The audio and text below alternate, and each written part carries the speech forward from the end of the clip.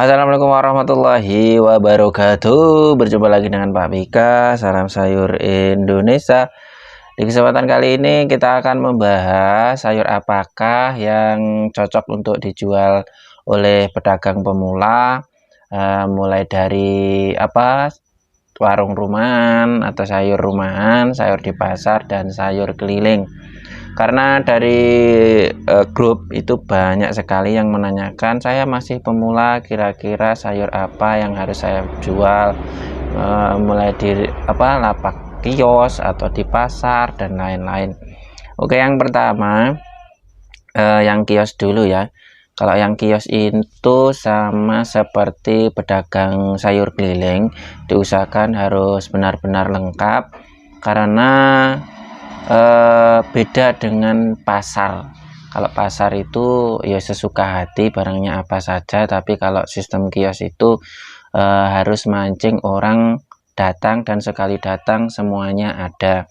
Langsung saja yang pertama untuk yang kios rumahan atau pokoknya yang bersifat kios, itu yang pertama mulai dari sayur-sayuran yang berupa daun-daun. Yang pertama sawi hijau, itu yang biasanya untuk mie ayam. Nanti yang kita tembak bakul pedagang bakso sama pedagang mie ayam, itu bisa berlangganan ke kios sampean. Yang kedua bayam, itu yang ditembak ibu-ibu rumah tangga. Kangkung juga sama, terus sentrong juga bisa. Kemudian daun-daun yang lain, mungkin ada daun ketela. Itu kalau daun ketela itu biasanya langganannya sayur padang. Kalau di sini ada juga daun kates, daun pepaya, itu juga biasanya sayur padang. Kemudian masuk ke kebutuhan sop-sopan atau bahan-bahan yang biasanya dijadikan sop-sopan, itu kalau bisa lengkap, karena sebagian orang itu meminta sop-sopan diracik mendadak, jadi tidak bungkusan. Kalau di sayur keliling kan biasanya sudah jadi bungkusan, itu 2000-an atau sampai 5000-an. Kalau di kios itu dibuat bebas saja, tadi dipisah. Yang pertama gobes atau kol putih, itu kol, kemudian buncis, kemudian wortel, kemudian beras seledri, itu harus ada, kemudian tomat. Kalau ingin agak mahal sedikit dikasih kentang. Kalau untuk kentang itu diusahakan ada minimal 2 macam harga. Yang pertama itu yang paling besar, yang ditembak siapa? Biasanya orang-orang yang mempunyai hajatan, seperti nikahan atau mau repot lah, intinya mereka biasanya suka mencari yang cepat dikupasnya, kan besar. Kalau yang kecil itu yang ditembak orang rumahan, biasanya suka untuk sekedar untuk campuran sop, jadi yang harganya lebih murah, yang penting sudah ada kentangnya, tapi biasanya kentangnya agak kecil. Itu kalau wortel ada 2 macam. Kalau memang masyarakatnya terbiasa dengan wortel manis, atau di sini istilahnya wortel buah, itu dikasih wortel buah nggak apa-apa. Jadi yang sayur itu untuk ya biasa ya, konsumsi biasa di sayur, dan juga ada yang sekedar di jus atau ya pokoknya macam 2. Yang pertama wortel sayur, kedua wortel buah, atau di istilah di daerah zaman apa itu ya, itu pokoknya 2 macam itu. Kemudian untuk tomatnya 2 macam juga bisa, ada yang merah, biasanya pelanggannya itu ibu-ibu yang mempunyai dagangan atau hobi menyambel tomat merah. Kemudian tomat hijau diusahakan juga ada. Kalau tomat hijau ini biasanya ibu-ibu yang suka masak itu loh, tongkol atau pindang, biasanya kan disambal dengan tomat hijau. Jadi ada tomat merah, ada tomat hijau. Kemudian itu yang perlengkapan yang bisa dibuat untuk sop-sopan. Kemudian terong ada macam-macam, terong bundar, itu terong gladek, kemudian terong ungu panjang, ada kemudian terong hijau panjang, itu yang bentuknya kayak terong ungu tapi warnanya hijau batik, itu, kemudian terong panjang pentil hijau biasa tapi panjang, kemudian juga ada terong pondoh seperti terong bladek tapi besar, itu juga bisa. Selanjutnya kacang itu juga macam-macam, ada yang kacang hijau panjang biasa itu, kemudian ada juga kacang seriwet. Kacang seriwet itu lebih pendek, tapi bedanya kalau diolah itu tidak gampang nggak jebeber ini, dimasak 2 hari nggak nyenyet, nggak londot, beda dengan kacang hijau biasa. Kemudian ada kacang putih. Kacang putih itu seperti buncis tapi kacang itu pendek, itu juga bisa. Kemudian kacang merah, kacang seperti kacang seriwet tapi warnanya merah. Kalau di sini istilahnya kacang merah, bukan kacang merah yang isinya merah, itu bukan, tapi kacang sejenis seriwet yang warnanya merah. Kemudian gambas atau oyong atau apa itu namanya, gambas. Kemudian jembak. Kalau di daerah sana namanya apa itu jembak, kalau di sini selada air yang kriwil-kriwil itu juga bisa. Kemudian pare itu juga macam-macam. Kalau yang pare putih biasanya lebih tahan, tapi kalau dalam segi lakune, dalam segi payunya biasanya lebih laku yang hijau tua, itu yang panjang itu besar, itu juga bisa. Terus gondes atau labu. Kalau untuk labu siam itu akan ada 2. Yang pertama yang hijau tua. Hijau tua itu biasanya kalau orang yang tahu langganannya itu biasanya ibu-ibu yang mempunyai penyakit asam urat atau apa, biasanya juga untuk jus buat obat. Kalau nggak gitu labu yang putih ya istilahnya, atau yang hijau muda, itu juga dikonsumsi biasa. Kalau untuk harga selama saya jualan sayur itu yang warnanya hijau tua lebih mahal daripada yang hijau muda, selisihnya antara 500 sampai 1000 per kilonya.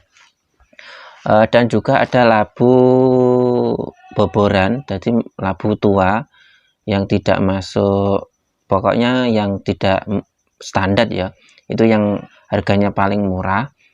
Itu kalau di sini biasanya untuk langganan petani ulat Jepang dan ulat Hongkong yang biasanya untuk makanan burung itu.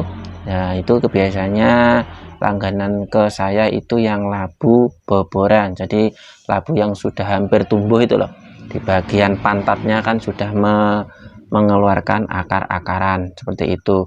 Terus kemudian untuk kembali lagi untuk perlengkapan yang bisa dibuat sop-sopan tadi, ditambah pre sama seledri, itu juga bisa untuk kebutuhan orang yang ingin membuat soto, entah itu untuk hajatan dan lain-lain. Pre atau daun bawang, kemudian daun seledri sama daun kecei yang pendek-pendek itu ya. Kalau untuk kecai saya biasanya bawanya secukupnya, karena kalau untuk konsumsi harian orang nggak begitu pakai kecai, hanya sering menggunakan seledri sama daun bawang itu. Kemudian ditambah lagi jagung manis.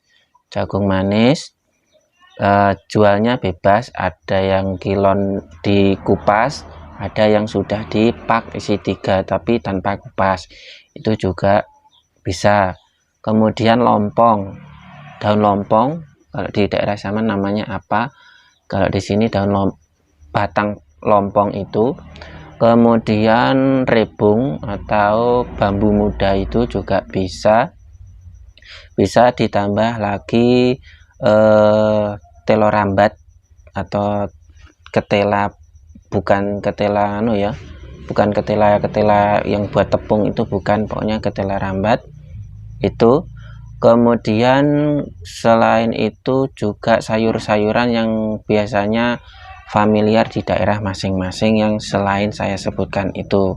Jadi kan biasanya kalau di daerah itu mempunyai ciri khas sayur yang ini, yang di daerah sana tidak dimasak sedangkan di daerah sini dimasak. Kurang lebih itu kalau dalam hal sayurnya. Mungkin nanti bisa ditambah sesuatu yang sekira kelewatan.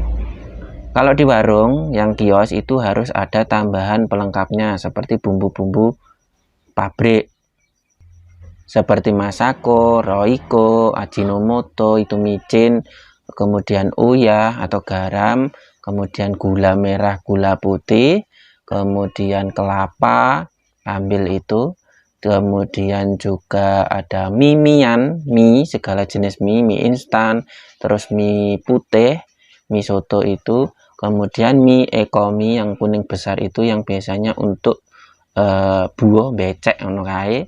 Kemudian ditambah lagi kalau bisa itu beras, segala jenis beras 5 kiloan atau eceran. Biasanya kan orang datang beli beras sekalian beli sayur sekalian beli lauknya. Kemudian ditambah lagi telur itu juga masuk ya.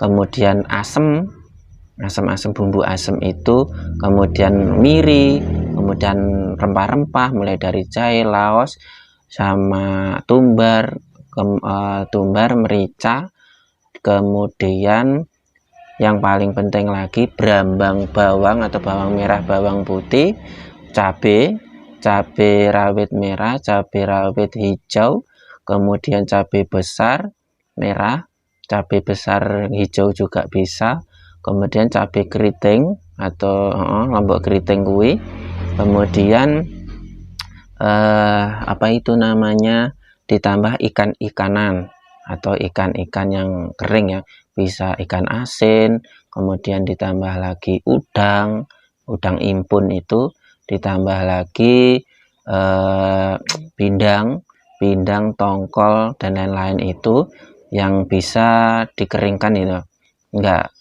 bukan ikan segar maksudnya itu. Kemudian ditambah lagi beberapa tambahan, misalnya ditambah yang tidak berhubungan dengan masakan pun juga bisa, seperti sunlight, kemudian sampo dan lain-lain. Ditambah lagi itu apa namanya, tepung sajiku, itu juga penting. Biasanya orang kalau malam-malam lapar beli mie sama sawi ditambah telur. Terus untuk camilannya nanti beli jagung, saya buat bakwan, sak tepungnya sak jagungnya sama wis duwe. Ditambah lagi segala macam kerupuk-kerupukan, jadi kerupuk telo, kerupuk yang untuk rujakan itu besar, kemudian kerupuk puli, kerupuk yang sudah jadi tinggal makan itu bisa, kemudian kerupuk yang harus digoreng dulu itu juga bisa. Dan jangan lupa sedia kresek atau plastik yang 1000-an itu merah itu ya. Biasanya orang kalau belanja banyak kan tinggal cangking seperti itu. Wes itu kalau lebih pengen lengkap lagi ditambah buah nggak apa-apa, yang awet-awet saja seperti semangka, kemudian apel, terus pir dan lain-lain yang sekira bisa tahan agak lama. Wes itu ya kurang lebih kalau yang kios itu. Kalau ingin ditambah lagi untuk memancing anak-anak, biasanya ditambah ciki-ciki, itu nggak apa-apa. Kalau yang nganter bapak-bapak ditambah sama itu rokok sama bensin, itu sudah satu rating versi bapak-bapak. Biasanya kan bapak-bapak yang nganter, nanti sekalian beli rokoknya. Bias itu kalau di kios rumahan. Kalau di sayur keliling itu sama, hampir sama dengan itu ya. Bedanya cuma dalam segi pengemasannya. Kalau di kios itu los, maksudnya los itu wis ngambil sak butuhe bisa, di kilon ditimbang, kalau bisa di kios itu ditimbang, dan ada juga yang bungkusan. Kalau partai besar enaknya kilon, nanti bisa untuk mengantisipasi ketika ada orang nikahan belinya banyak, di atas 5 kilo kan mantap. Kalau di sayur keliling yang pakai sepeda motor itu sama, tapi ada juga racik-racikannya seperti sop-sopan itu sudah jadi, terus capce, kemudian sayur asem, kemudian ada itu namanya ambil parut, terus air kelapa, terus pindang-pindang itu juga sudah dikasih ke plastik gitu. Kemudian ada tempe, ada tahu, juga ada, oh ya tadi kelewatan ya, tempe juga harus ada, tempe seribuan atau tempe apa, bisa ditambah tahu. Kalau tahu itu awal sampai 2 hari pun juga bisa. Nah, di kios juga harus ada. Kalau telur yang di sayur keliling itu biasanya sudah dipecahi kayak yang plastikan isi mata 3, mata 2 itu juga ada. Terus ada yang sampai bawa ciki-ciki juga ada, kerupuk dan lain-lain. Cuma beda pengemasannya saja kalau di sayur keliling. Itu ya kalau di sayur keliling. Kalau di pasar itu lebih ke bebas saja seadanya. Jadi kalau lengkap juga alhamdulillah, kalau nggak lengkap juga nggak apa-apa kalau di pasar, karena kita menunggu bola. Jadi mereka itu datang ke pasar, andaikan di kita nggak ada kan bisa ambil ke yang lain. Jadi nggak to the point saja, siapa enak ini kono. Jadi beda kalau di rumah. Kalau di rumah kan orang menuju ke Saman kan nggak ada saingannya. Jadi kalau ke ini Saman harus benar-benar orang itu benar-benar menarik lah. Kiosnya Saman itu harus benar-benar menarik. Kalau di pasar kan orang tujuannya ke pasar, mesti wingko lek rang ini Saman yang anding-andingnya Saman juga ada seperti itu. Wes kurang lebih seperti itu. Kalau modalnya tergantung harga per harinya. Cukup sekian. Semoga bermanfaat. Salam sayur Indonesia.